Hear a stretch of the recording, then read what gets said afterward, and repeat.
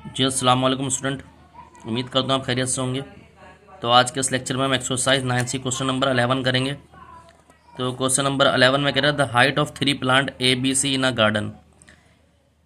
3 plant है हमारे पास ए B सी, उनकी हाइट जो दी हुई रेशो में दी हुई है 2:3:5। ठीक है, यहाँ तक आपको समझ आ गया।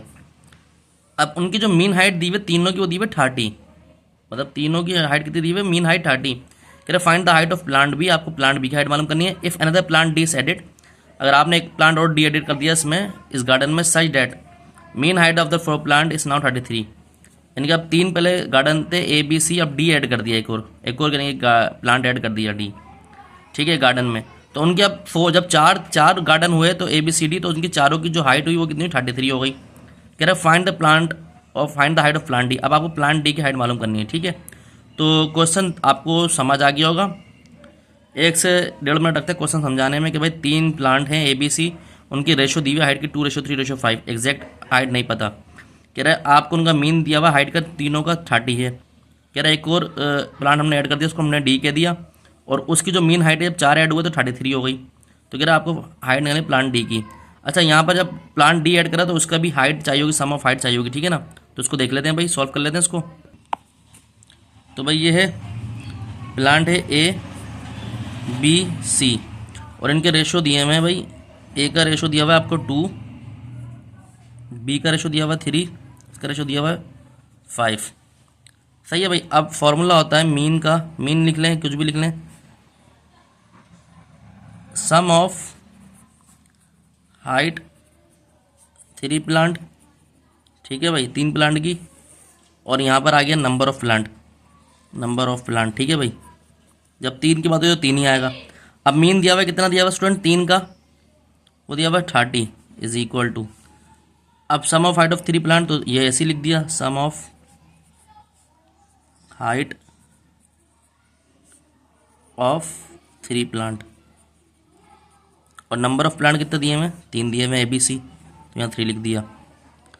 तो 3 मल्टीप्लाई होगा 30 से, तो ये आ जाएगा सम ऑफ हाइट ऑफ 3 प्लांट, तो ये हमारा हो जाएगा 90। कितना हो गया, 90 हो गया, ये सही है। सम ऑफ हाइट ऑफ 3 प्लांट। ठीक है स्टूडेंट, ये हमारे पास 90 आ गया। ठीक है, ये आ गया। अब हम निकालेंगे, पहले कह रहा है भाई आपको ये आ गया, अब कह रहा है पहले पहले पहले, पहले पार्ट में कह रहा है, अब यहाँ से पहले पार्ट शुरू होगा, height of plant D, plant B.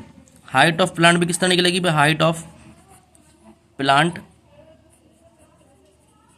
B किस तरह निकलेगी भाई, बी का रेशो कितना है 3, तो यहाँ 3 रख दिया। नंबर ऑफ रेशो कितने हैं उसको सम कर दिया, 2 + 3 + 5, नंबर ऑफ रेशो है तो उसको यहाँ प्लस कर दिया, 2 + 3 + 5, और मल्टीप्लाई कर दिया इसके मीन से, मीन आया 90। तो ये हो गया भाई 3/10 मल्टीप्लाई 90, तो 0 से 0 कैंसिल कर दिया, तो ये हो गया 3 × 9 27। ये आ गई हाइट ऑफ प्लांट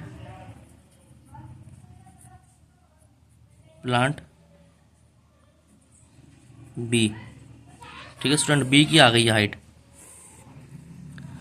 अब कह रहा है चौथा आपने ऐड कर दिया, और अब चौथा ऐड करा, उसका मैं रेशो नहीं दिया हुआ। कह रहा है अब क्या होगी, अब इसको भाई दूसरा पार्ट करने से पहले हाइट ऑफ प्लांट डी निकालेंगे, लेकिन हमें उसको पहले सम निकालना पड़ेगा।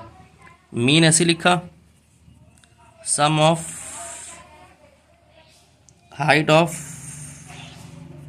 4 प्लांट, 4 प्लांट डिवाइडेड बाय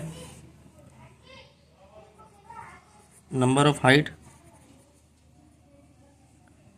अब मीन दिया हुआ 33 is equal to sum of height of 4 plant upon 4, तो 33 × 4 is equal to sum of height of 4 plant. तो ये देखें भाई 33 अगर 4 से मल्टीप्लाई करें थे तो 132 आ गया, 132 आ गया किसका, ये 4 प्लांट की हाइट आ गई। ठीक है, सम आ गया रेशोज के, उनका मीन आ गया उनकी हाइट का। अब देखिए हमें मालूम करना था पार्ट 2 में height of plant D, height of plant D.